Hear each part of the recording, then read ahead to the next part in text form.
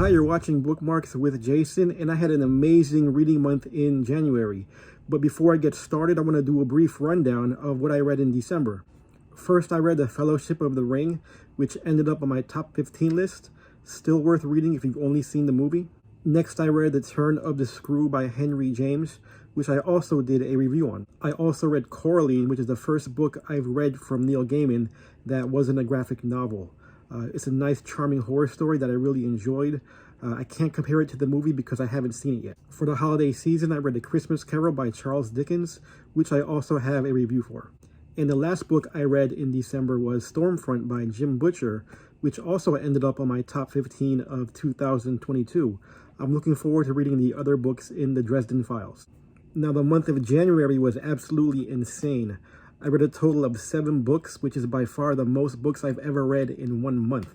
To kick off 2023, I read Assassin's Apprentice by Robin Hobb, which I reviewed on my last video. After Assassin's Apprentice, I read Tigana by Guy Gavriel Kay. This has to be one of the most gorgeously written books I've ever read. Every page was just like a mosaic or portrait of words. He is an absolute masterclass in fantasy and literature, and he might be one of the most underrated.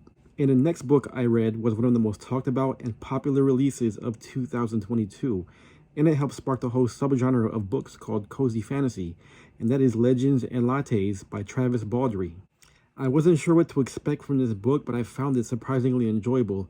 I plan on doing a review on this on my next video. The fourth book I read is the second book in Ursula K. Le Guin's Earthsea series, and that is The Tombs of Antoine. I really love this book. It reminded me of running through the dungeons in The Legend of Zelda. Such a great story. I liked The Wizard of Earthsea, but The Tombs of Antoine really took it to a whole new level. I could easily see this being in my top 10 by the end of the year. The fifth book I read is Elric of Melniboné by Michael Moorcock. Now, I'm a big fan of Robert E. Howard's Conan series, and these series of books is very similar in how they're written, but the character is the complete opposite of Conan.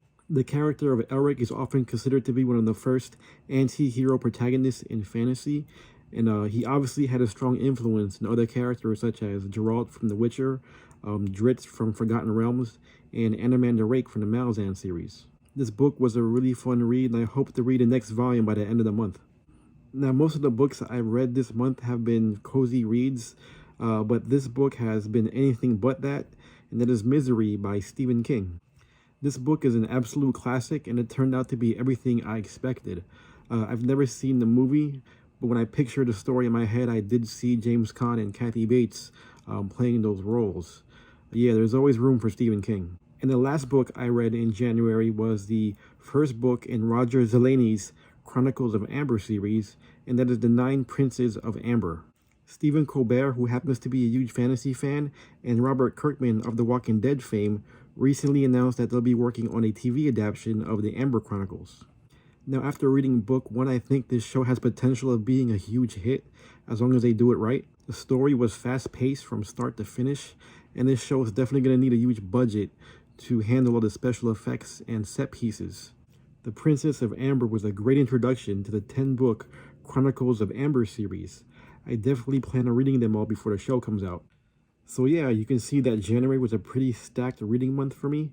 I was so engrossed in reading all these great books that I just couldn't find time to post much content. As for the month of February, I'm not sure if I'll be able to match or surpass that. I'm currently reading Mistborn: The Final Empire by Brandon Sanderson, and I'm only halfway through it.